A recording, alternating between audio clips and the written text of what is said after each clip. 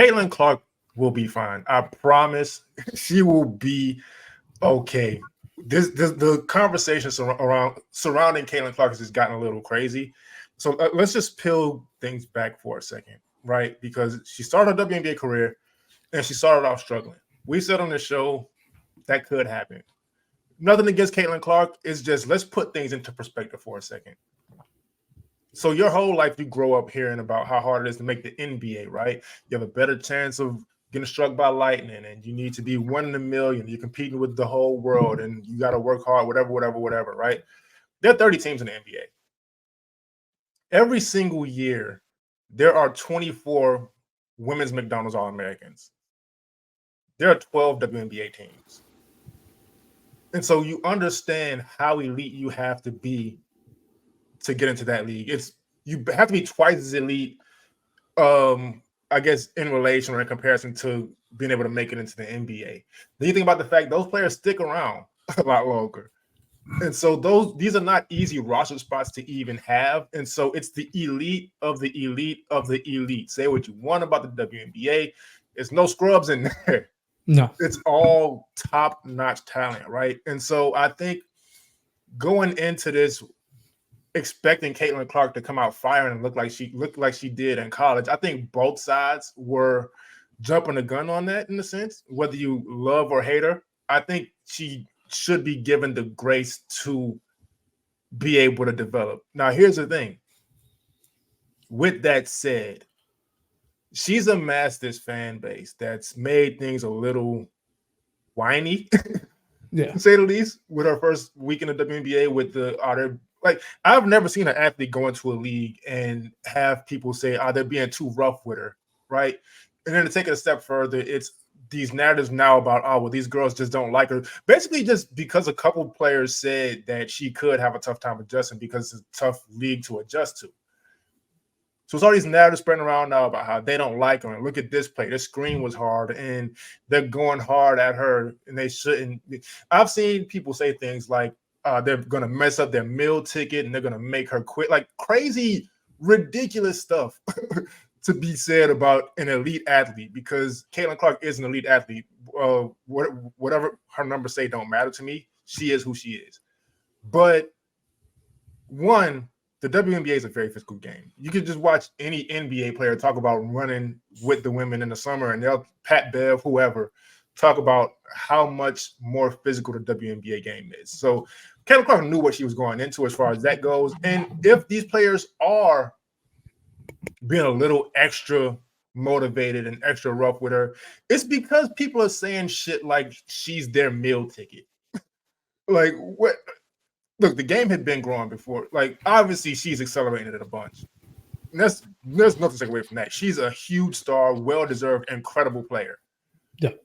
But the league was already trending upwards since the 2020 bubble with the protests and people starting to pay attention. And, like, the game had been growing. And I said this on previous episodes, like, there is a gray area between giving Caitlin Clark the credit she deserves and giving the rest of the WNBA players no credit. Like, these are all also great players who have been growing the league, like I said, before she ever even got there. And so that conversation has been a little tough in itself. Now, Caitlin Clark, in her first week in the WNBA, first 3 games, really. Now, 10 turnovers in her first game, 8 turnovers in her last game. But in her last game, she was 9 for 17 from the field. And so that's starting to come along. She definitely struggled from the field in the first 2 games before that. But I say all that to say, I promise she will be okay. She can shoot the ball. She has to tighten her handle a little bit. She has to get adjusted to the physicality. She has to maybe put on a little bit of weight to get adjusted to the physicality. But she will be okay. Everybody has to relax. It's been 3 games. Yeah, and it's, she's on the worst team for a reason. Like, yeah. They had the number 1 pick because they were the worst team. So the expectations aren't for her to come in and do what she did in Iowa and automatically turn, or they shouldn't be that, at least. Mm-hmm. I don't know what people think, but they should not. They definitely shouldn't be. She's here. They should be competing. It's not that easy. Like, like Kenny was saying, the talent is elite across the league. She is on the worst team. Like that team selected her for a reason. They weren't a very good team. She's not going to be the difference between them getting a championship year one. Like she's going to have growing pains. We've seen it the first two games. The last game she played a little better, but obviously still like Kenny said, adjusting to the physicality. It's different playing full-time point guard in the W than it is in college. I think she'll benefit a little bit from playing off the ball more because she's just such a great shooter. Like that's one of her one of her biggest strengths is obviously her shooting. Let the playmaking come secondary to her scoring prowess, and let her ease into it. She's she played against. She had the Connecticut game. That was her first game. Then the New York Liberty came and absolutely handed it to her. And what did she do? The third game, she came back. She bounced back. Lost again. They're 0-3. But definitely a more competitive game. She played better. You can see her starting to figure little things out. By no means is she is she the best player in the league, or is she a scrub? Like she is a first overall pick who is taking time and going through her growing pains. And even already in game 3, we've seen signs. There's been first overall picks in any league that have taken their time to get adjusted more than 3 games. So let's not hold her to like the highest of standards. Let's also show, the women that she's competing with, they're there for a reason and they deserve that respect as well. And, I don't even think people, like she's hated by the people. I think the narrative around her is. I think they might even just like they might be fans of her, but like they're not just going to go out there and let you talk about the meal ticket portion or whatever it is that everybody has been saying. Like they're not going to take it like nobody's going to take that lightly. Is my point, right? And to your point, she plays on what was the worst team in the WNBA last season, so. Yes, teams are going to lock in on trying to stop her. She's their best player. I can comfortably say she's the best player on the Indiana Fever. And so, these things are going to happen. And again, I've never seen a player go into a league and people say they're being too rough with her and they're playing her hard, so they must hate her or whatever it is, or him, or whatever league it may be. You know what I mean? Like, even like I remember watching LeBron first come into the league, and he was LeBron from day one, but even still, like when he'd get fouled, it wouldn't be like, they're jealous of him because it's like, it wasn't that. Those narratives came later when like the second or third generation, we're on the third generation of LeBron fans or whatever now, but when those generations started to come in, then the narrative started to build about everybody must hate LeBron and this and that, whatever. But I don't remember that really being the case. And so with Caitlin Clark, a lot of this stuff is just basketball, man. Like the best player on the team is going to see double teams. They're going to any shooter is going to deal with physicality because you have to bump them off of where they're trying to go, and try to get them out of rhythm and keep them out of rhythm. And again, 9 for 17 in her last game, so the shooting wasn't going to stay the way it was forever. She still had 8 turnovers that game, but to your point, she probably shouldn't be on the ball that much anyway. At least to start out, because now you're kind of taking away, you're making her have to create these shots for herself, and she can do it, but she's going to have to adjust to this new league and the speed of it, the physicality, all that stuff. Like I already said, it's going to take some time. I don't think it's going to take that much time because I think she's that great of a player. But like I was saying, at the end of the day, everybody just kind of got to relax.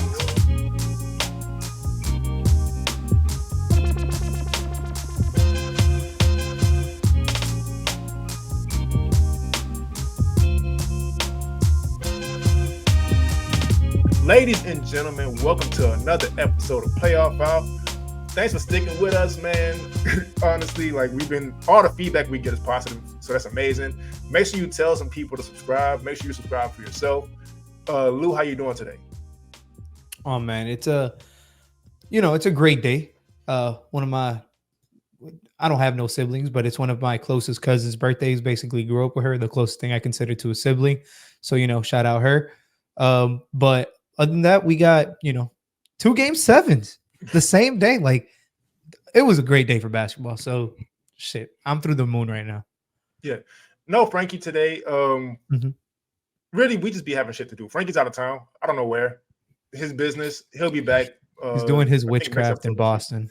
No, I'm Yeah. kidding. I'm kidding. So we're gonna just go ahead and get into it, man. The Knicks are out of here. The Knicks are out of here. They put up a great fight, but injuries happen. But I'm also not going to blame the injuries because the Pacers just kind of looked like the Pacers they'd been for most of the season. 130 points in a playoff game is kind of nuts. Yeah. I'm not even going to get into the shooting percentages. They were in like high 70s at some point in the first half. I stopped listening. 77% in the first half, I think. Crazy. Insane stuff, man. Tyrese Haliburton. Thank you. Because, man, I've been on this platform and on every platform really just like praising his name all season through the injuries and the struggles and all that. He comes out today with the aggression that he lacked at times in this series. 26 points, 4 rebounds, 6 assists. He looked like the Tyrese Haliburton we'd kind of been seeing at the beginning of the season. So before we get into anybody else, I want you to kind of get into him. Oh, yeah. The team goes as he goes. Like, let's call it what it is. The Pacers are the Pacers today because of a trade they made a couple years ago when they acquired him. And not even then were they really the Pacers. It was up until this year when Tyrese took full control of this offense. And that's what he's doing in these playoffs. And they've needed him. Kenny, he shot 15 times in 7 of their 13 games in the postseason. They've won 6 of those games where he's attempted at least 15 shots. So the team goes as his aggression goes, like depending on if he's looking at the rim. And he came out today and boy, oh boy, was he looking at the basket. That first quarter, he himself went on like an 11-0 run or I don't know if it was an 0 run, but he put up 11 straight points is what I'm getting at. He was hitting threes, hitting contested middies over Deuce McBride, just controlling tempo, controlling the pace of the game. I think he finished the first quarter with like 11 and 3 assists.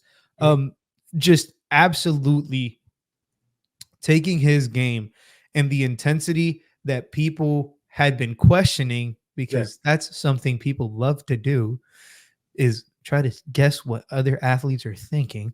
But anyways, like the intensity that he was quote unquote missing showed up today. Like, it's game 7, it's winner go home. I saw that shit game 6. I saw that shit game 3 when they were down 2-0. I saw that shit game 2 when they were down 1-0. Like, he came to play, man. Like, and a lot of credit to Tyrese because he's been very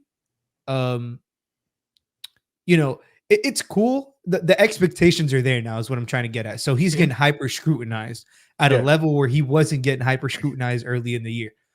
And props to him because he put himself on, his play makes people think of him that highly. So that, it's credit to him, but more credit to him to be able to power through and complete, advance to the conference finals. Yeah. And the thing with his type of point guard, which is my favorite type of point guard, pass first, there you do have to, especially in today's game, you do have to make yourself a threat to score. And he hadn't necessarily done that every game. Now, that did get overblown. Sometimes it's just the Knicks have a really good defense, and he's the best player, so they lock in on him in certain ways. And you have to give the other team credit, usually in most cases, before you kind of blame the player who's struggling. The Knicks are, before all the injuries, obviously, incredible defensive team. They locked in on the Pacers' best player, and he struggled at times. Now, he's a smart enough player to not force shots up, and so it may have seemed like he just wasn't, quote-unquote, being aggressive. But that's just credit to the Knicks. But making himself a threat to score, we saw the difference in these games. I had no idea before you said it they were 6-1 in games where he shot 15 or more times. But that goes to show, like, you make yourself a threat to score and things happen. Now, aside from him, today, Andrew Nembhard, 20 points, 5 rebounds, 6 assists. He's one of those players, and I don't usually like making these predictions publicly, but it's a lot of fun to do privately. I think Andrew Nembhard is going to come back next season after all this is over, a totally different player. I think the confidence he must have gained during these playoffs for his offense is going to carry over in a way where he's going to really go in the gym and work on things. And now Tyrese Haliburton is going to have a lot of help on that end next season. Now, I will acknowledge there were points in the season where him as a great defender, he was just getting destroyed by Jalen Brunson. But Jalen Brunson does that. Yeah. Like, you can't really blame Andrew Nembhard too much for that. But Andrew Nembhard, I've always been high on. But after, especially this series, I can't wait to see him next season with the stuff he adds to his game. Yeah, I can't wait to see him next series. Like, the season's not over, man. Like, they gotta go out there and they gotta make, they're gonna go up against Boston. So he has to show up. But today in particular, he was just, whenever it felt like the Knicks were making a run and they needed a bucket, Andrew Nembhard shut the door. That's been for games now. Yeah, and it's been for games too. Like the whole series, 12 points doesn't sound like a lot because that's not his role. Like they play a very balanced offensive game. But 12 points on 55-53 splits is crazy. Yeah. He rebounds very well, offensive rebounds, timely 50-50s, just little things, tip outs, being annoying, being pesky defensively, even though, like you said, he struggled against Jalen Brunson. But being able to be mentally tough enough to stick with it, because he was known as a defender. Like, let's keep it honest. Like, that was his role. And, once his defensive impact was basically a negative or, not what they anticipated it to be, it's easy for a lot of those players to completely get phased out of a series. And what did he do? He found different ways to impact winning. Yeah. Especially today in Game 7. That was probably his best game of the series. I thought he was locked in. The Pacers, I don't know if you were going to get to their depth, but go right ahead. Man, 9-man rotation in the playoffs, 9 players that they trust. In this series, 8 of those 9 players shot over 50%. That's crazy. The only guy who did not shoot over 50% was Ben Shepherd. He shot 48.4. And it's because more than half of his shots were threes, and he shot 45% from 3. It's crazy. And again, against an incredibly good and tough defensive team in the Knicks. Injuries obviously are tough.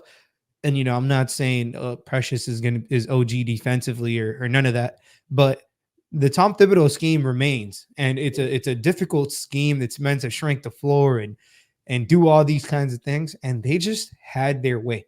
Once they got that groove going, they had their way. So it just Nembhard and the whole depth of this team, like, that was my biggest takeaway. Is I didn't think they had 9 people who could play right in a playoff setting, like winning basketball. Isaiah Jackson was going in there. I love what I saw from him in the series. Yeah, ball of energy game 1, ball of energy game 7. In particular, those were like the 2 biggest games that he had. But just being able to go in there and trust and TJ McConnell, man.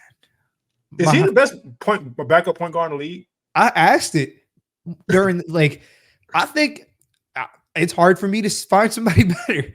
It is maybe I'm forgetting somebody off the top of my head, but the amount of constant impact that he provides, he is the most important player aside from Tyrese, in my opinion, just in terms of setting the tone. He sets the fucking tone.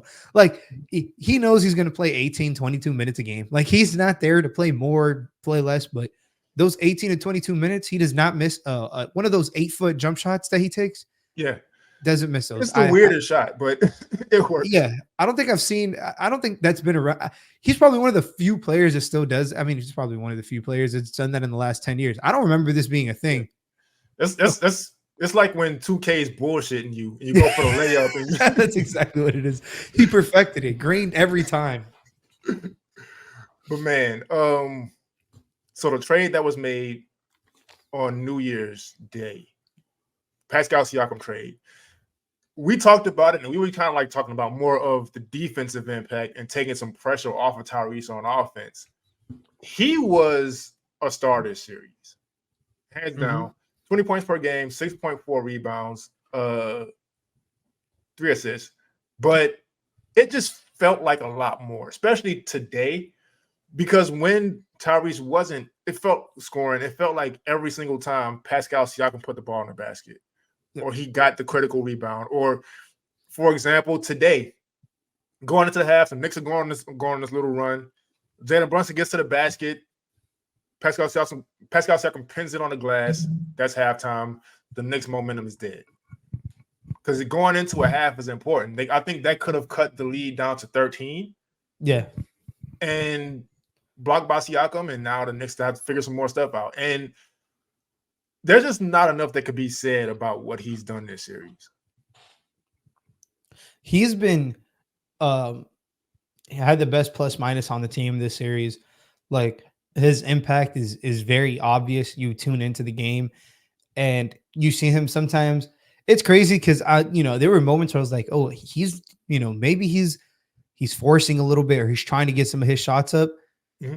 And I look and he's still being efficient. Like, yeah, because it looks awkward because the Pacers offense is so good that when somebody takes like an okay shot, it's like, damn, did they need to do that? But Siakam is taking and making those, to his credit. Mm-hmm. 53% again from the field, 40 from three in the series, just dominated. Like, was able to get the post ups, the little ISOs, get to the cup, get to the foul line. Just once OG went down, they didn't have an answer for him. That's kind of what I felt like.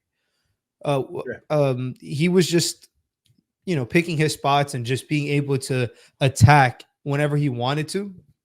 Mm-hmm. And he really made, just about Precious, Isaiah's life a living hell, whoever was on him, whether it was Hart at times, like, he gave him a mismatch. And that was something that they didn't have prior. Yeah. And I think even without considering who went in and who went out, all those things, I think you kind of have to give the Pacers an A+ on that trade in general, because with the way their offense is, with the pace and with it being distributed pretty evenly, you'll almost forget Pascal Siakam comes from being a number one. And so when they're not getting in transition, or when the defense does buckle down and they're playing well, you could still just go to him and he'll create something. And that's something they were definitely missing early in the season. And so, man, just his impact in that way has just been incredible to see. No, yeah, absolutely. He's been, his adjustment period to the same felt like none. Like, it felt like a week. Like, within a week, I remember the first week, it was like, I think his first game, he had like 30 or something. Or at some time in the first week, he had like 30 or 34. And it was like, oh yeah, Pascal Siakam is going to fit perfectly fine with this roster. And that was with Tyrese not fully healthy. But he does a lot for them in that mid-post area, in, his ability to isolate and get to the cup entirely off of like one of the few possessions that the Pacers get bogged down. Because, they're just so explosive offensively that it feels like whoever they get the ball to can just kind of break down their man and get to the rim, or make an extra swing and then they can attack a closeout, get to the rim. But it's literally like a hand in glove fit. We thought it was going to be good, but like, this good is crazy considering they haven't even played a full season together.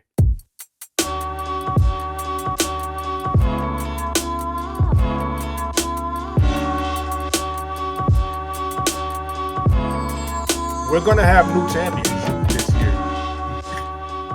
Minnesota Timberwolves win 98-90. First of all, holding the Nuggets to 90 points at home. Crazy.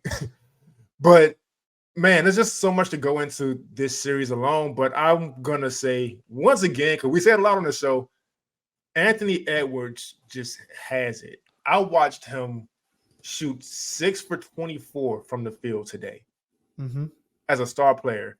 And obviously you see the narratives and this annoyed me a little bit, right? I'm going to say it.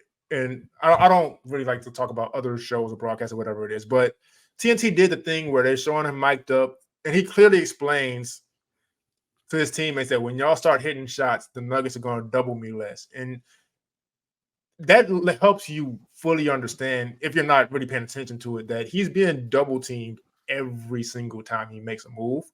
Yep. And then Reggie Miller comes out 10 seconds later, like Anthony Edwards hasn't shown up today. And it's like, man, what? But there are ways to show up outside of scoring. And I think it takes a very smart and poised type player to do that, especially when you have this big name and these expectations, to not force it, to still get your teammates involved. Karl Anthony Towns tonight was incredible, 23 points. And a lot of that was off of the swings from Anthony Edwards double teams. I'm not going to give Anthony Edwards credit for the game Karl Anthony Towns had, because his cat was incredible himself. But just seeing somebody 22 years old, superstar, all the expectations in the world, all the criticism in the world that could be had, still just stick to playing basketball. He also had, I believe it was 8 rebounds, 7 assists. He contributed in so many ways that had nothing to do with scoring. And then he hit the big shots, not the big shots, but he hit big shots at the end of the game to really extend the lead. And it's like, oh, okay, he's just one of those. Yep. And that's not even to start counting in the fourth, taking on the Jamal Murray assignment at times, or for who had majority of the 24 at halftime. Just doing whatever is required. And credit to Chris Finch, because this team, the egos are out the window. Right. That's one of the hardest things to deal with as a coach. Apparently has been, according to other coaches, handling egos is more than 50% of the job. And he's done that to probably one of the best levels all season, if not the best level all season. The Anthony Edwards stuff obviously is important, but the Naz Reid Town stuff, the Gobert stuff, having all, and for a majority of the game in that fourth quarter, when Minnesota was pulling away, Towns is on the bench. Yeah. And you just talked about, rightfully so, because he was a huge reason why they were still in the game. But here comes Naz Reid. Because why? Because Towns picked up his 5th foul. Towns, you're going to sit down for a minute now. And then they pick up. Naz Reid picks right back up. And Towns is into he's not pouting on the side. He was up the whole time. Every time he got on camera, he was standing, cheering for his team, because everybody wants to win. They're fighting towards a common goal. They're not fighting for stats. And that's why, the point that you brought up about Anthony Edwards talking about, if you guys start hitting shots, they can't double me as much. That entire fourth quarter, he was getting doubled as soon as he crossed half court. It was oh, you're crossing, Jaden, Mike, somebody else is coming to get this ball. It's not going to be you. And credit to Anthony Edwards. He in the fourth, he practically didn't force anything. Played their offense and got him a bucket, man. Whenever it was needed, or got him a decent look. I just was able to control the pace of the game, but I think we'd be remiss not to talk about that Naz Reid fourth quarter. That was incredible. I do want to point out some things about the points you made too, though. First, so for one, Chris Finch and the way he's kind of gotten the team together. When you think about just 2 years ago, what Karl Anthony Towns' reputation was, we think about Rudy Gobert and all the friction he had in Utah, right? It takes a special type of coach to get players to buy in. Now, you don't even think about that stuff with Karl Anthony Towns and his ego and who he may think he is, and maybe he's talented, but it doesn't pan out the way whatever because he's not. All that was out the window. All that Karl Anthony Towns and soft shit. I don't know how you watch that game tonight and still think that. Rudy Gobert, now he was kind of getting bullied in the first half. I'm not gonna lie, but that third quarter for him was huge defensively. Anthony Edwards, he hit 6 shots tonight. That's crazy. 3 of them were in the fourth quarter off his own defense, though, getting out in transition. But Naz Reid, he is a player who his numbers are never going to really explain how great he is. When you talk about guys guarding Jokic, he did an incredible job. I think he was the best defender on Jokic tonight for sure. Maybe for the series between him and Cat. And I know Rudy Gobert got a lot of flack for how he was, but sometimes great players just get hot. And when you look back at that game where Rudy Gobert was getting killed by Jokic, a lot of those were good contests. It's just Jokic was being Jokic. But Naz Reid, and I'm not gonna say physicality because Jokic is obviously a very physical player himself, but matching the physicality with Jokic and not letting that be an advantage for Jokic was a huge deal. The Minnesota Timberwolves defense in general, just not letting the Nuggets get into their stuff was incredible. Being able to put Naz Reid in single coverage against Jokic and kind of muddy things up in that way to where now you're not really being forced into rotation and having Michael Carter. I'm messing up his name completely. I don't know why, but not having their players hit those open threes and not having Eric Gordon in the dunker spot getting these easy buckets. It's just been incredible to see Naz Reid, especially because tonight was a reminder that, so he came into the league as a defender. Like his offensive game blossoming will kind of make you forget it. Like, no, he's a defender first and a rebounder first. Yeah, and it was a long series too between obviously Denver and Minnesota, but one of the craziest things is Jokic was tired by the end of it. Mm-hmm. Well, a huge reason for that is because he had 6 prior games against 3 guys who were damn near 7 feet or 7 feet plus. Like Naz is like the smallest one, and he's like 6'10", 6'11", and they're all 250-ish. Like it wasn't like he, it wasn't easy for him, at any point. Even if he makes it look easy, he's the best offensive player in basketball, for God's sake. Sometimes it's good defense, better offense.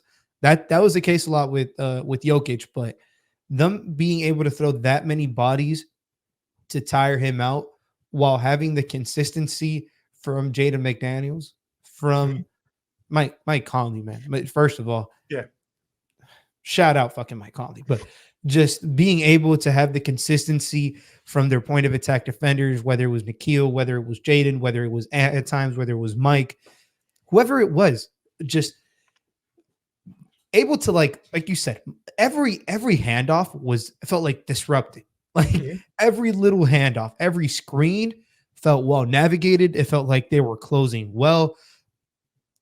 Denver's not a team that likes to shoot threes. They kind of use that to their advantage. Like they had a game plan. Like Minnesota didn't come fucking around. Like they came into this series, and I fully believe this. Like they can win this series. Like they were, sometimes you get teams like, we can win it, but like Jeff Teague said, man, we knew he wasn't winning. But no, Minnesota believed from the moment, like from the jump, game 1, you could see it, and you can see it today. They could have laid down, man. The game looked over in the first half in moments, and here they come again. Like the fight with their back against the wall was one of the most impressive things that I saw. And again, it was I think Anthony Edwards was 1 for 9 at halftime. Or something like that. Like he was having a bad first half. It felt like everybody was like, guys, game's not over. No finger pointing, just a team on a mission, man. A team on a mission. Yeah, and to the depth of Minnesota's defense, just making the Nuggets look. So one, I'm not gonna leave Michael Porter Jr.'s name messed up. But so the shots were usually like where he's hitting, they're incredible, but they forced him into some tough shots where it's like, all right, what are you doing? And to see Nikola Jokic forcing threes at times, because he's a player who doesn't force anything. So to have a defense get into that kind of player's head in that way, to now where they're making mistakes, and I understand he was also tired, but even still, we've seen Jokic tired just still be incredible.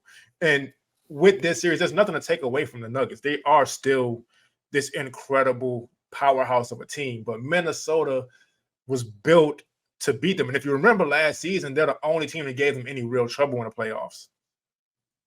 And so they come back improved, and we see what happened there. Yeah, and a lot, the role players play a part in every series. especially playoffs. Yeah, especially like deep in the playoffs. I mean, so one of the biggest things for the Nuggets, they lost Bruce Brown. Mm-hmm. Everybody's going to make that point, rightfully so, because he was their sixth man. Yeah. Another point is they lost Jeff Green. 36, 37-year-old Jeff Green came in, felt like every playoff game, gave them a steady 7 to 8 minutes where Jokic can rest, where Aaron Gordon was able to play the 5 with some size next to him. They were able to go small. They were able to hound teams. They couldn't do that. Right. Jokic could not rest against this team because Aaron Gordon, what makes Aaron Gordon so physically imposing directly gets countered by Minnesota's size and rim protection. So it was a tough matchup for Denver, but they're still a great team, man. But I just wanted to, shout out the role players because everybody thinks, and rightfully so, Jokic is special and is special, but a lot of these series get won by the other guys, the guys people don't even know about, like the PJ Washington, not know about, but like the people like what PJ Washington did for Dallas, like what TJ McConnell did the whole fucking series, what Andrew Nembhard did the whole damn series. We see it year after year, and we see it playoff series after playoff series. Minnesota's guys stepped up. Mike Conley, just truly spectacular. The whole series, led the team in plus minus as well. The only game he didn't play, Minnesota looked like they didn't belong on the playoffs. Like it was bad. And it just goes to show like having that steadiness at point guard to just calm things down on both ends is so crucial. So to the point of role players, I know the playoffs have the reputation for being where stars are made because it is where stars are made. But a team is only going to go as far as their role players take them. And I know that may sound crazy on the surface, but like you mentioned, PJ Washington, that Mavs team probably doesn't even get to as many games as they did without PJ Washington. They're probably out of here in 4 or 5 because OKC is another team you can't take anything away from. They just lost. Yeah. Go ahead. Not to cut you off, we're talking about, I brought it up to you like off air, the way I'm viewing like this NBA draft and stuff. Like the biggest difference, in my opinion, why OKC lost that series was because they didn't have a PJ Washington. Right. They didn't have a guy who was, tall enough, who can dribble, pass, shoot, defend at a high level. That was the biggest difference. Most of the guys who they had were, on the smaller end, whatever maybe. But like those players, the Jaden McDaniels, the Naz Reid dribble, pass, shoot at 7 feet is crazy. What Towns does at 7 feet is crazy. The whole entire Boston team can practically dribble, pass, shoot, and even if the small guys can guard up. So that's impressive. What Siakam's able to do, what Aaron Nesmith was able to do. We didn't even talk about him really quick, but whatever. Right. What he was able to do is, all these players, like the league, these are the kind of players who can completely, help you stabilize your stars. Like give them consistent role player production is so crucial. And, it's just truly gets swept under the rug more than it should. And but this is a prime example of how important that is. The quote unquote other guys are. If you miss tonight's game and you ask somebody to explain it to you without telling you the score, and they said Anthony Edwards went 6 for 24 from the field against the Denver Nuggets, like there's no way you would think they won. Yep. And just real quick also to the point of the Nuggets not being the same this year. That's true. I also do believe that team kind of comes and goes as Jamal Murray does in a way that he doesn't really get the credit for. First half, I believe he had, like I said, 24 points. I don't keep up with box scores if you couldn't tell. But 24 points in the first half. They make the adjustment. They throw Anthony Edwards on him, throw a bunch of other defenders on him throughout, kind of keep him out of rhythm. And the Nuggets blow a 20-point lead and lose fairly easily in the second half. So, man, I think the point of really this episode is just respect the other players, whether it's the Caitlin Clark thing, whether it's the Pacers with Andrew Nembhard coming up big in the series, or whether it's tonight's game with Minnesota where not only Karl-Anthony Towns and Anthony Edwards, but the Nickeil Alexander-Walker's the Rudy Gobert bouncing back in the second half. We didn't really get into him and how important he was in that second half and changing the momentum, and Denver struggling to score against the Timberwolves with him being a huge part of why. But man, just if these playoffs haven't shown you anything else, it's just respect the whole roster, man. Yeah, Gobert, like you can say what you want, that game that he played, whatever, it doesn't move me. It doesn't move me. The impact that he still has on an NBA floor, the way that they're funneling things towards him and he's able to still make impacts. He was their second highest plus minus this series behind Mike Conley. So it's, it doesn't move me. Like, everybody has to play a part, say what you want, do what you want to do. But like you said, if you were to tell me Anthony Edwards went 6 for 24 today and Jokic and Jamal Murray were going to combine like 26 for 55 with 69 or 70 points, I'd be like, oh yeah. Denver's playing on Wednesday. Like that would have been my first thing. Yeah, Denver's playing on Wednesday. But the extras, the X factors all came and showed up. And it's one of the most beautiful things in basketball. When, it's the game isn't dependent on just one guy. It is a team game at the end of the day. And so just real quick, I personally don't do predictions usually, so I'm not going to, but I'll ask you. The conference finals are set. You smiling like I'm putting you under the. I don't do predictions. Conference finals are set. It's going to be Boston and Indiana, and it's going to be Minnesota and Dallas. What do you see happening there? I think Boston wins in 5 or 6. Experience, ultimately. Indy struggles against bigger creators they have all year. That was one of the things that New York really didn't have, especially with all their injuries, was somebody. I mean, we saw today what they struggled with Burks. I'm sorry, but that's not they struggle guarding those kind of guys the way their defense is set up. So the Tatums should be able to have a good game or a good series. The Brown, Jalen Brown should be able to have a good series. Ultimately, I do think Boston wins in 6, but I think I think you can literally flip a fucking coin, and that's probably who wins the Dallas-Minnesota series. If I had to pick, I would say Midi in 6, but I can't discredit Luka. I'm not going to discredit what PJ Washington, just did in this series, with Derrick Jones Jr. just did in this series. What they've both become. What they've both turned into, the amount of 3 and D and just energy boost that they give that team. The two-headed monster that is Daniel Gafford and Derek Lively, how important that has been for the team. Like, they're going to have their hands full, Dallas is. Yeah. But, it's going to be a matchup of two guys trying to will their teams to victories. Obviously, Luka, it's going to be what's going to get talked about, and rightfully so. Luka's a little banged up. Everybody at this point is a little banged up. Like, yeah, let's keep it honest.